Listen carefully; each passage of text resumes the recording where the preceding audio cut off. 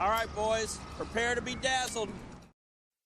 From the earliest writings of man, we know that the human race has been comprised of the haves and the have-nots. When I was a kid back during the Great Depression, I was obsessed with a desire to know what invisible something separated the haves from the have-nots, being a have-not. I wanted to know why so few managed to be well off financially in a country where success is available to everyone. For example, in checking the Statistical Abstract of the United States, published by the Bureau of the Census, I discovered, just lately, that only 10% of the men in this country, 65 years of age and older, have incomes of $6,000 or more a year. More than 80% of all men 65 or older have incomes under $4,000 a year. Only 7.6% have incomes between $7,000 and $10,000 a year, and only 3.7% have incomes of $10,000 a year or more.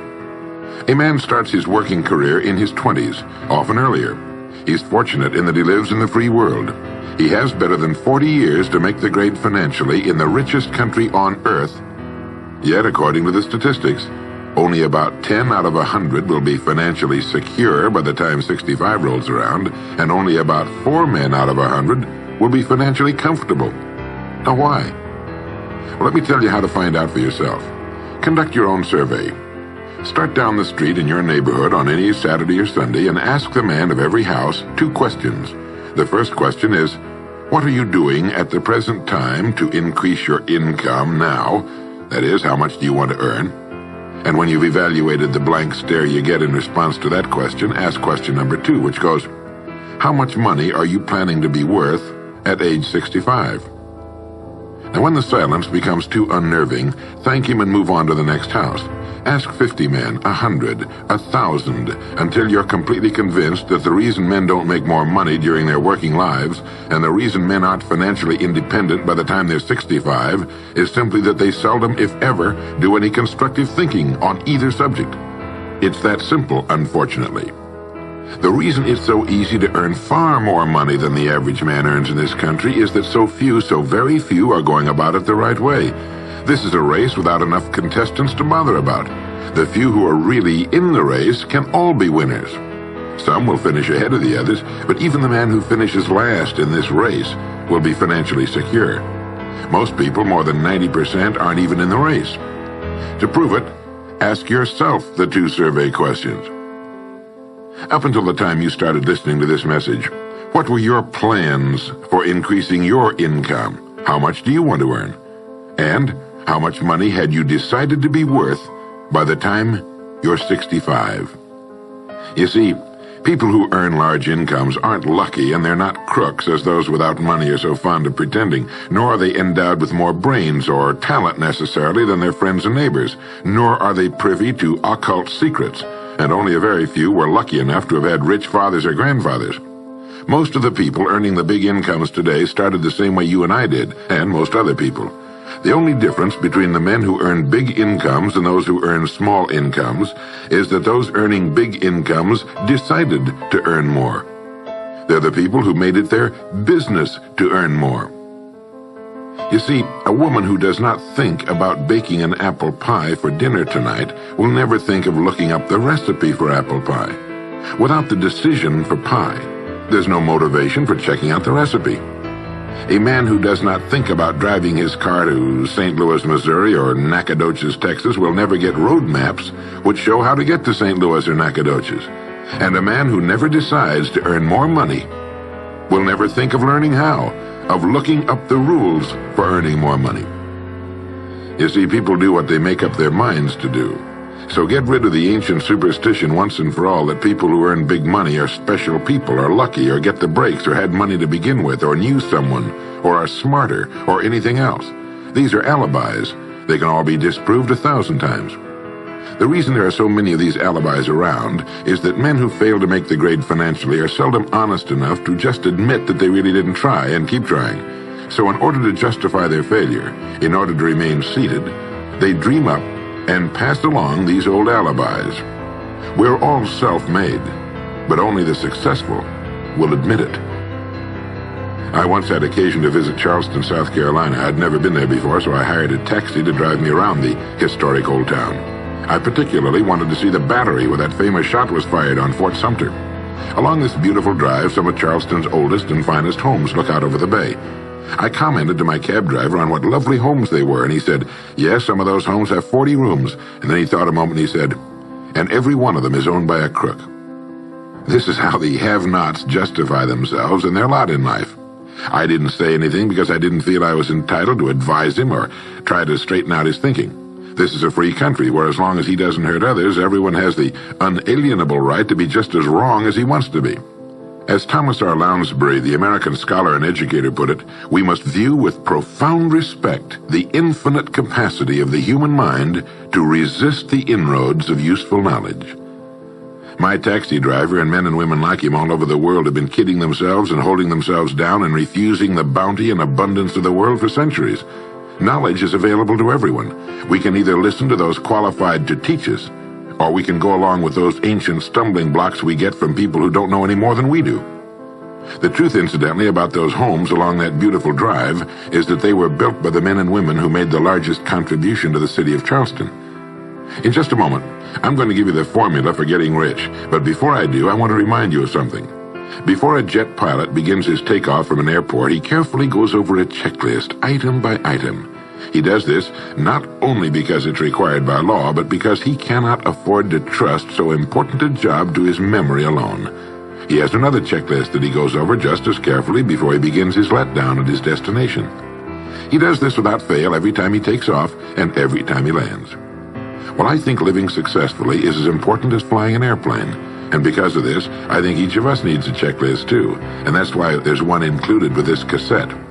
We need a checklist to go over item by item before we take off in the morning and before we drop off to sleep every night.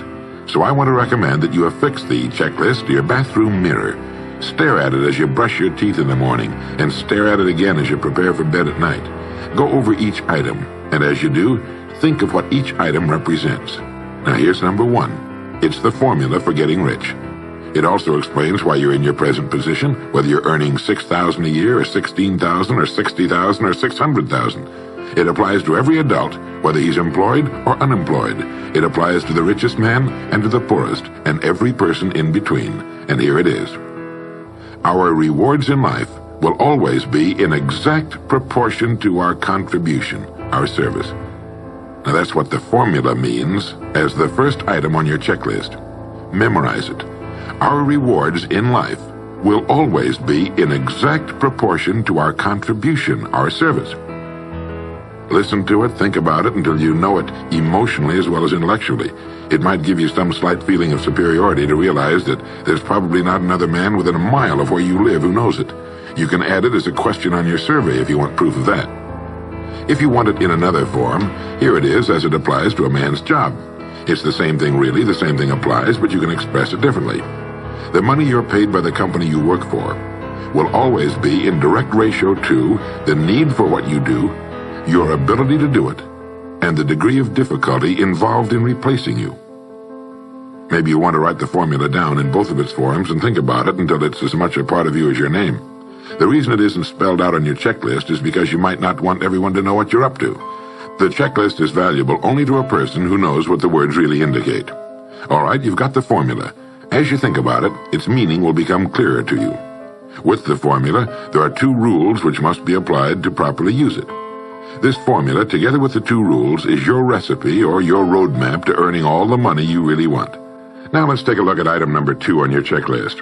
And I'm serious about your putting this checklist on your mirror. You'll notice it's pressure sensitive. Item number 2, the gold mine. The Pulitzer Prize-winning playwright Archibald MacLeish in his play The Secret of Freedom wrote, "The only thing about a man that is a man is his mind. Everything else you can find in a pig or a horse." Strong words, aren't they? But as long as you live, you'll never hear a truer statement. The key to every human being's success lies in his mind, the gold mine between his ears. One idea can make you rich. A lot of good ideas can move you steadily upward in the work you do, and ideas are free. Now just think, there's nothing now being done commercially that will not be done better, much better in the years ahead. Next year's homes and most of what's in them will be better than this year's. Next year's cars will be better. Next year's manufacturing, distributing, marketing, and selling and advertising should be better. Nothing is now being done as well as it must be done in the future, and every innovation, every new improvement will be somebody's brainchild. Now, what's your specialty? How many good ideas have you come up with during the past year? If you continue on as you have in the past, where will you be and what will you be earning, say, a year from now, 5 years from now? Every day of our lives, we walk or drive by more opportunity than we could develop in a lifetime, in 50 lifetimes. Back in the 20s, Sinclair Lewis wrote that you can kidnap a man, blindfold him, take him to any city in the country, with a couple of notable exceptions, put him in a chair in the downtown area, take off his blindfold, and he could sit there a week and not be able to tell you what town he's in. The streets are all alike. The buildings are all alike. The businesses all look alike. This is still largely true today. The reason for this being that most businessmen in this country are playing a game called follow the follower. If a man goes into business, no matter what line it happens to be, the first thing he does is make certain that his place of business, outside and inside, looks exactly like every other place of business of that type in the country. Do you know why? It's because he's been playing copycat since he was a year old and does it without thinking about it. For the same reason kids dress alike in school. He wants to be one of the gang. He doesn't necessarily examine all the business establishments in his field and pattern his on the one outstanding example, the one that inspires him, the one that he can really believe in. He just does what everybody else in his business is doing, and by this simple process, he guarantees his own mediocrity. Whose drum are you marching to, if indeed you're marching to anyone's, and why? Remember, whatever you now do for a living will be done differently, quite differently a few years from now. Never in the history of mankind have the opportunities for all of us been so great.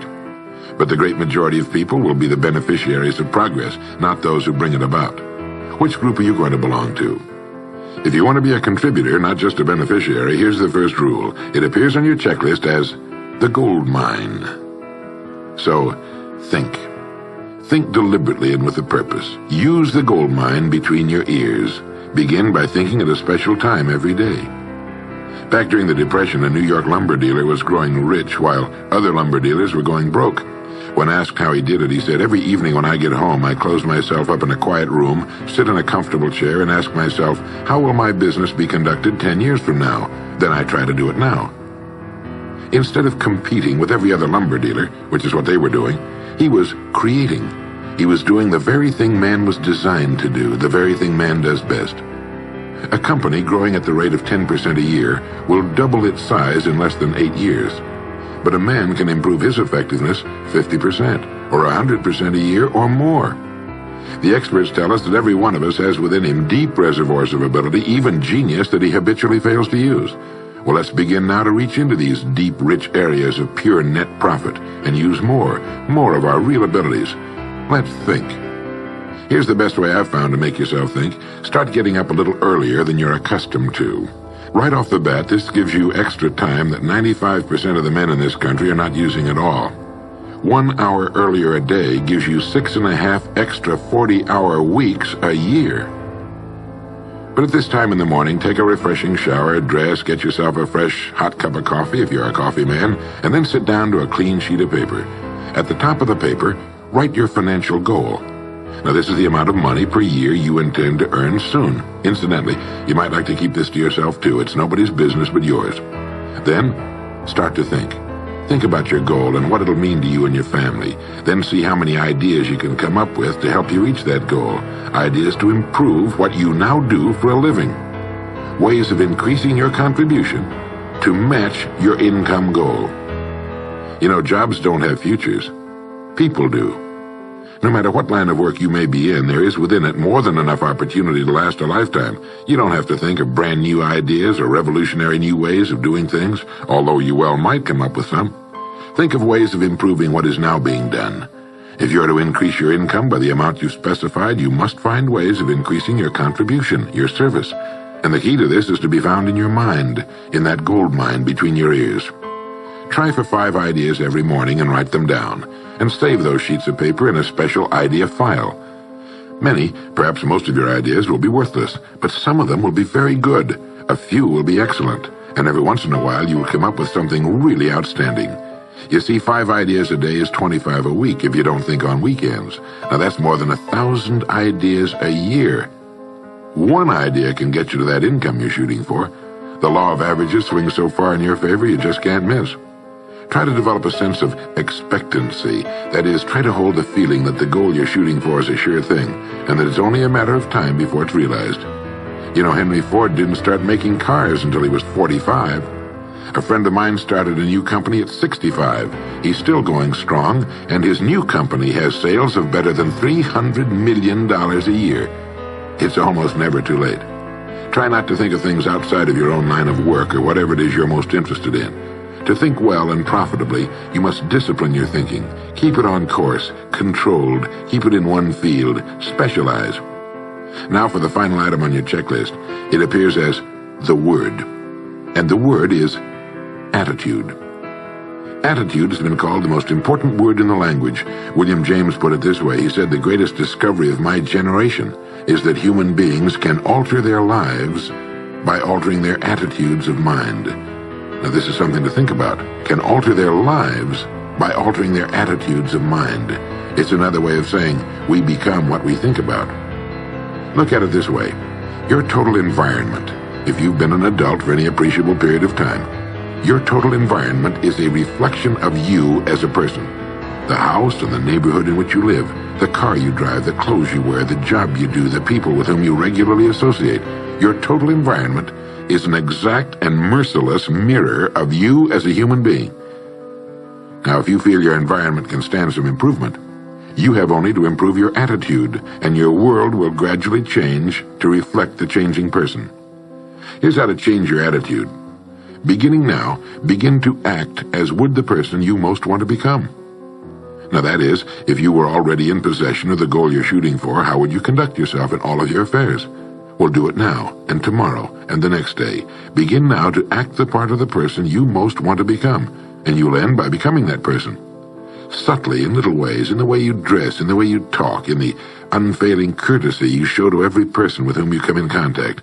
Begin to act the part of the person who has already achieved that which you're shooting for.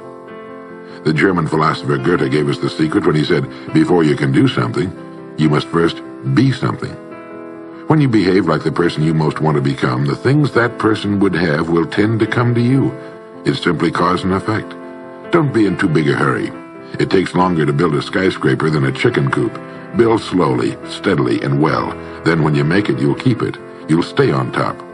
Always be suspicious of the so-called get-rich-quick scheme or sudden success. Never forget that word, attitude. It's your attitude toward the people with whom you come in contact that will determine their attitudes toward you. The person with a great attitude toward life and the world is the person other people call lucky. He's not lucky. He's just using our old friend, cause and effect. His causes are excellent, and his effects have to be just as good. Well, that's it. 3 things to remember. 3 things to practice every day. If you spent 16 hours a day, 7 days a week practicing your golf swing, in a relatively short time you'd have a grooved, beautiful swing like the pros. So practice your new attitude every day, every waking hour. Practice thinking a few minutes every morning, and you'll find yourself thinking all day long. And remember the formula. Our rewards in life will always be in exact proportion to our contribution, our service. Go over the ideas in this message every day until they're as much a part of you as your name and your temporary address. You'll notice that each time you listen, you'll hear something new. You'll get a new idea you failed to get before. This is Earl Nightingale, and thank you.